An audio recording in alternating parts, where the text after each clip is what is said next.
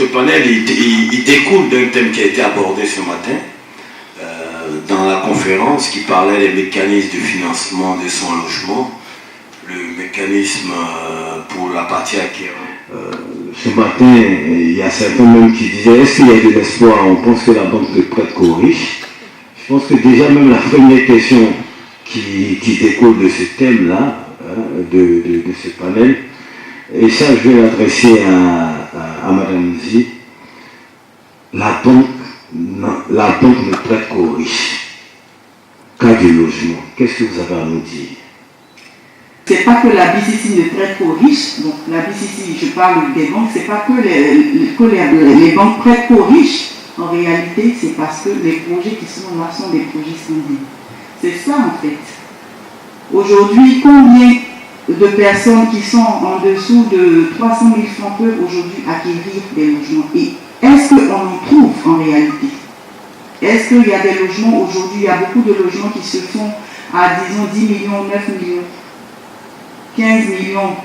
Il n'y en a pas vraiment. Récemment, c'est les logements sociaux. Et là encore, on va certainement évoquer les problèmes qu'il y a à ce niveau. Il y a des problématiques qui sont là, qui font qu'il y a beaucoup de choses. Okay. Merci beaucoup, monsieur le commissaire. Donc, je disais que je suis à l'Italie, le président de la Fédération des associations de consommateurs actifs de Côte d'Ivoire. Entendez par le mot actif, des gens qui, quand ils voient, ils disent. Et quand ils disent, ils touchent du doigt exactement ce qu'ils ont vu sans passer par deux chemins.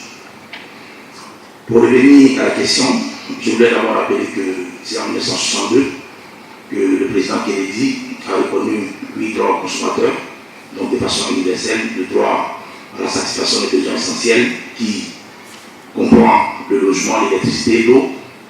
Pour avoir l'eau et l'électricité, il faut avoir d'abord le logement. Parce qu'on va pas envoyer ta facture dans la rue. Donc on dit que l'essentiel, c'est le logement. Aujourd'hui, en Côte d'Ivoire, beaucoup de panélistes avant nous ont déjà délibéré des problèmes. Si vous voulez avoir un logement, il va falloir absolument que vous ayez un compte bancaire, que vous soyez dans une banque pour bénéficier du crédit bancaire. Aujourd'hui, on parle bientôt de bancarisation de, je crois, 12%. Donc 12% d'Ivoiriens ont accès aux banques. C'est déjà un handicap.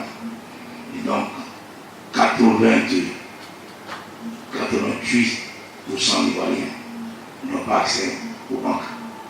Puis ce temps, ça veut dire que 88% d'Ivoiriens n'auront pas accès au crédit bancaire pour avoir un logement. Et ça, c'est déjà un peu le point de vue. Et au fur et à mesure que le panel se tiendra, nous développerons. Merci beaucoup, M. le commissaire. Ok. Moi, la question qui me vient à l'esprit, et ça je l'adresse à la banque, la BCC, aujourd'hui, le financement bancaire même, est-ce que vous avez des statistiques là-dessus? Et quels sont les déterminants même pour pouvoir accompagner un client qui souhaite avoir un crédit bancaire? Quelles sont déjà même les conditions d'éligibilité?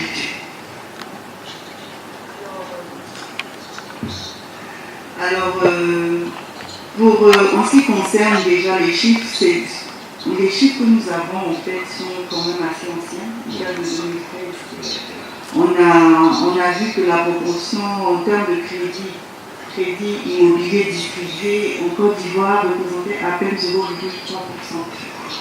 Pour dire que la marge est très faible. Et en ce qui concerne, et c'est avec le commerce de la Tchéquie qu'elle scolarise ses enfants. Et cette dame, quand elle est malade, tout s'arrête. Et une fois dans les discussions, je lui dis, mais madame, je vois que beaucoup de gens vous fournissez, c'est à l'intérieur du pays, vous fournissez de la Tchéquie dans telle ou telle cantine, vous avez des contrats assez intéressants, mais est-ce que vous avez un compte bancaire? La seule chose qu'elle a dit, vous allez me couper avec vos agios. Moi, je ne veux pas, je garde mon argent. Et je lui ai expliqué le bien fondé de la chose. Si vous avez un compte bancaire, déjà, ce que vous gagnez, vous pouvez le sécuriser dans ce compte bancaire. vous organisez, vous pouvez justement sur la base des contrats que vous avez, vous organisez, vous structurez et puis peut-être même demander un financement, pourquoi pas pour obtenir par exemple un matériel, un véhicule, une bâchée ou bien une broyeuse pour pouvoir agrandir votre commerce. Et petit à petit, elle a compris, elle a commencé déjà par un compte épargne et là je ne suis plus dans la ville mais je pense qu'elle a bien compris le message. Donc en réalité, le problème d'organisation, quand vous êtes à votre propre compte, quand vous exercez dans une activité dans l'informel, comme on dit, si vous n'avez pas un minimum d'organisation, il sera difficile de demander à une banque qui est organisée de vous accompagner. Parce que généralement, la banque, elle ne va pas rentrer dans quelque chose qu'elle ne maîtrise pas. Ça, il faut pouvoir faire la part des choses.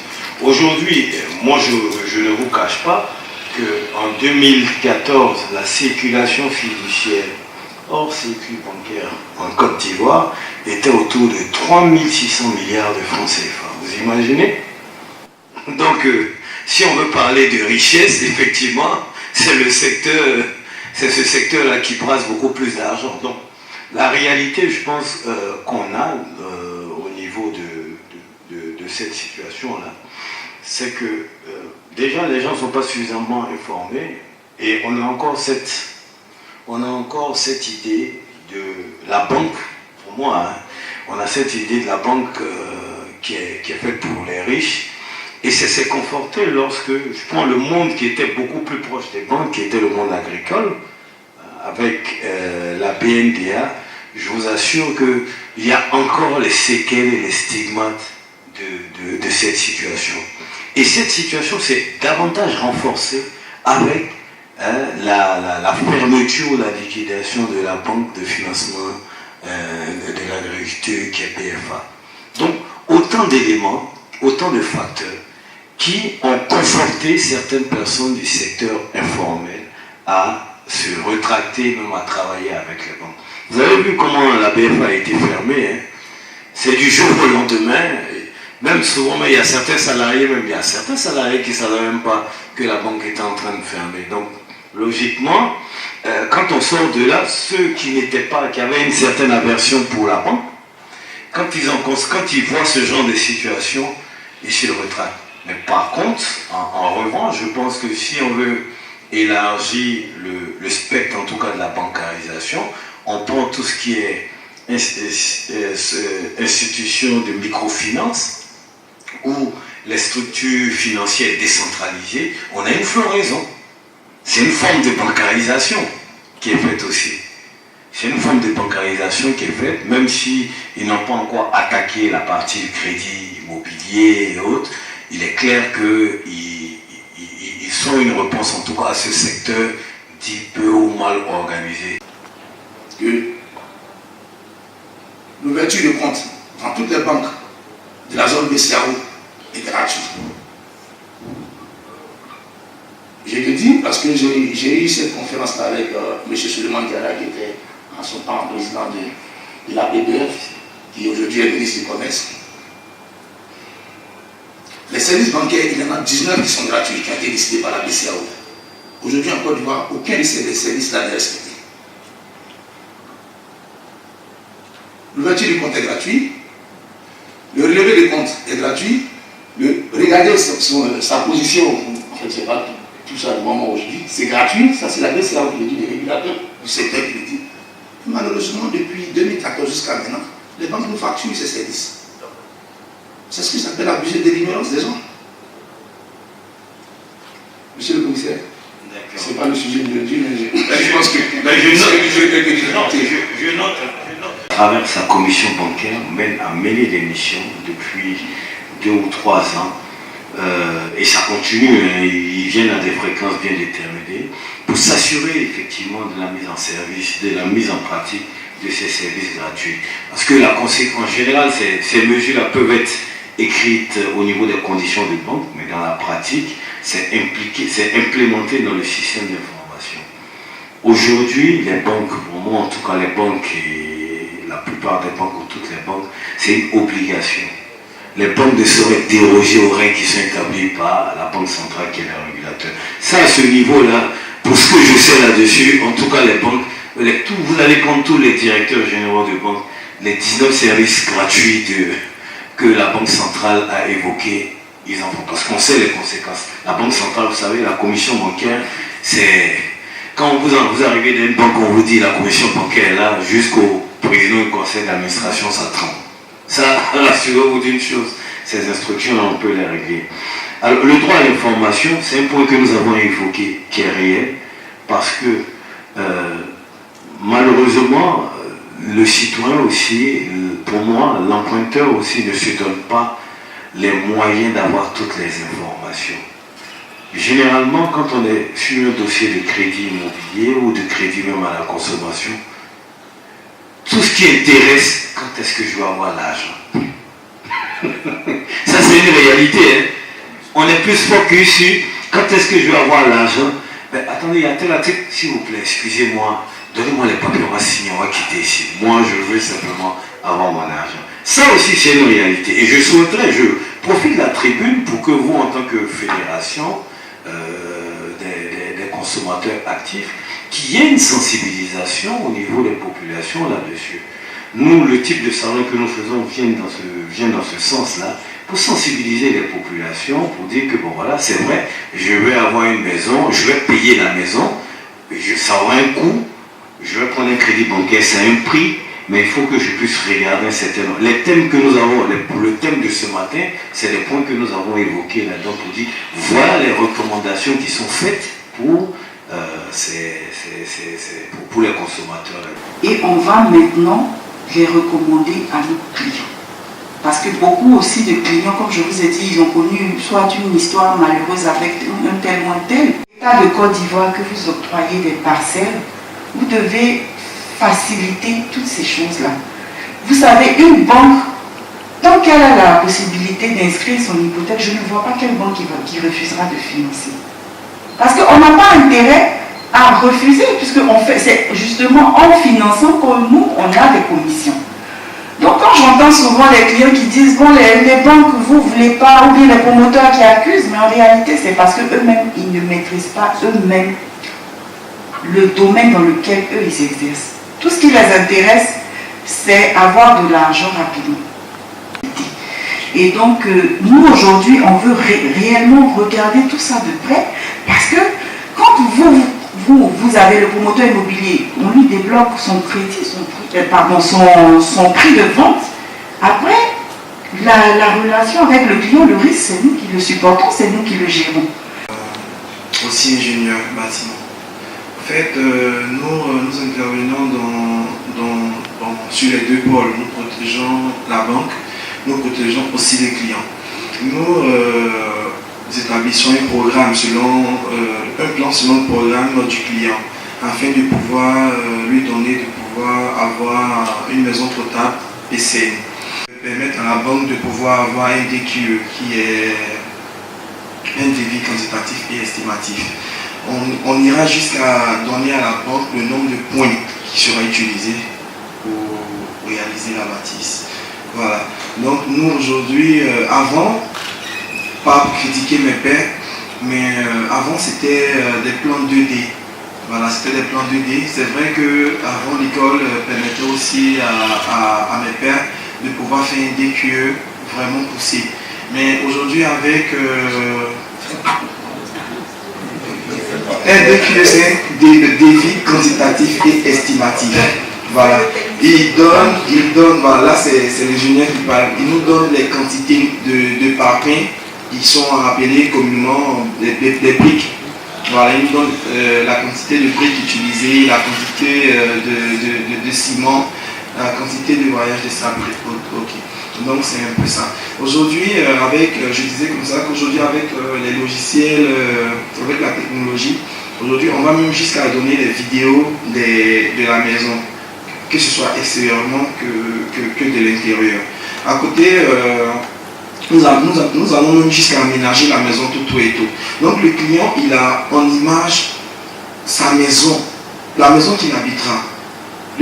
La banque, c'est bon, plus ou moins dans quoi elle s'engage, par image, par visuel. Tous les deux pôles savent, bon, plus ou moins, avec le DQE qui accompagne ces images et le plan. Donc, plus ou moins, comment l'appeler, ce qui sera réellement fait. Voilà, ce qui sera réellement fait sur le terrain, ce qui sera réellement réalisé, afin de pouvoir rassurer et le client et la banque. C'est dans ce domaine-là que nous accompagnons les banques ainsi que le client. Chacun, notamment sur les types de décaissement progressif. D'abord savoir, est-ce que l'estimation faite par notre architecte ici est intégrée dans le coût total de la maison. Donc ça va aggraver, je suppose, donc le coût global. Deuxièmement, qui construit? Est-ce que vous avez des constructeurs agréés, ministres chez vous, ou bien le particulier même constituer son équipe pour la construction et de contrôler au fur et à mesure? Il va sentir que s'il n'a pas la main sur la construction, et que c'est une tierce personne, effectivement, il y a un coût supplémentaire. Ah, c'est le premier volet. L'autre volet, c'est de savoir au niveau de la BCC, puisque la BCC a une approche quand même innovante, mener une démarche sur le terrain. Quelle est donc la liste? On est là, on est dans un salon pour avoir des informations. La liste des promotions que la BCC finance tranquillement, sans crainte. Et ensuite, vous avez parlé notamment au niveau de la quotité, la possibilité donc d'intégrer des revenus additionnels. Je suppose que ce type de revenus, est-ce que vous faites le constat juste parce que je vous dis ça c'est une maison que j'encaisse, je vous donne la preuve du fait que j'encaisse la maison, il faut avoir tous les documents administratifs nécessaires pour prouver la propriété avant que vous l'intégrez. Donc il va sentir qu'il y a encore un blocage parce qu'on sait comment construire les maisons sur la place. Donc voici ma question à la BCC m'a affolé. Nous sommes des financiers. Nous sommes des financiers et moi personnellement je suis responsable du pool immobilier.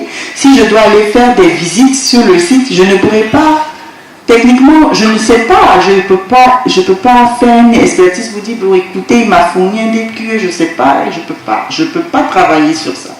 Donc quelque part on a besoin nous-mêmes de se faire accompagner par des experts dans le domaine pour être sûr que effectivement les fonds qui sont prêtés sont destinés aux travaux indiqués dans le document que le client a présenté. Sinon, ce n'est pas la banque qui construit, ce n'est pas le financement. Voilà. Nous, tout ce qu'on demande, il faut que ce soit un promoteur, un constructeur, ce soit validé par le plan soit validé par un architecte agréé. Ça, c'est important. Ça, c'est ce qu'on demande parce que c'est le minimum. De toute façon, aujourd'hui, si vous n'avez pas un plan validé par un architecte agréé, vous ne pouvez pas avoir l'autorisation de construire. C'est pas possible. Donc, nous, on regarde. Si c'est validé, on ne va pas mettre en doute le plan de cet architecte, mais seulement pour décaisser les fonds, on est tenu d'être accompagné par un expert qui va faire les vérifications et sur ces bases-là, nous dirons, bon, écoutez, son cahier de charge, son DQE est conforme, donc on peut virer le reste de la somme. C'est comme ça qu'on le fait. Mais sinon, vous avez votre constructeur, vous avez votre entreprise, vous pouvez demander, et puis vous avez votre entreprise de construction, vous réalisez vos travaux, il n'y a pas de souci. Nous, on veut juste sécuriser notre enfin, je ne dirais pas notre bien, mais voir dans quelle mesure les fonds sont utilisés, est-ce qu'ils sont utilisés en bon escient. Le pool immobilier, il existait, mais il ne fonctionne. Il était plutôt dans ce qu'on appelle les partenariats immobiliers, juste ça. Ça dit que vous identifiez des projets sur la place et puis vous faites des conventions d'ouverture de crédit. On se cantonnait sur l'offre commerciale uniquement. Aujourd'hui, avec tout ce on constate, avec tout ce boom, avec tous ces nouveaux arrivants dans le domaine, on est obligé d'aller un peu plus en profondeur. D'accord? Beaucoup de banques interviennent sur le marché de l'immobilier. Ce que vous voulez. C'est un échange qu'on fait, mais on ne va pas aller voir, bon, est-ce que c'est vraiment lui? Nous, tout ce qu'on veut, il faut que déjà ce soit immatriculé. Parce que ce n'est pas ce bien que vous allez donner en garantie en réalité. Sauf si vraiment vous donnez un bien de la SCI en garantie. Si c'est pour vous-même, par exemple, que vous êtes le gérant de cette SCI, on peut regarder. En fait, on fait toutes sortes d'analyses C'est pour ça qu'on ne vend pas un crédit immobilier comme on vend une carte magnétique. Ce n'est pas possible. Parce que le crédit immobilier, il faut prendre le temps d'avoir un entretien avec le client. Souvent, le client, il est cantonné sur le salaire. Mais si vous n'avez pas, peut-être, vous ne prenez pas la peine de discuter avec le client, vous ne pouvez pas savoir que peut-être à Gagnois, il a une maison baillée et qu'il perçoit des revenus locatifs. Donc, toutes ces informations-là, c'est au cours de l'entretien qu'on regarde. Donc, généralement, quand on fait l'entretien, qu'on voit que le salaire ne permet pas, on demande systématiquement au client, est-ce qu'il a d'autres sources de revenus, par exemple? Vous avez un patrimoine immobilier, vous voulez le développer, ça dépend soit par la rénovation, soit par la construction de nouveaux bâtiments. Vous disposez de revenus locatifs par rapport à cette SCI. La banque fait une analyse par rapport à ça et prend les garanties hypothécaires sur les biens sur lesquels vous voulez aller et vous finance pour les réhabilitations, les nouvelles acquisitions. Et justement, sur ces aspects, ce qui va se passer pour négocier avec la banque, comme elle le dit, il faut bien adresser les besoins. Vous allez dire, écoutez, moi je souhaiterais qu'on me fasse un différé. Le différé, c'est de dire, écoutez, je ne souhaiterais pas payer les intérêts maintenant, ou je ne veux pas payer le capital et les intérêts maintenant. Sur ce, je voudrais dire merci à tout le monde et à tout à l'heure pour la cérémonie de clôture.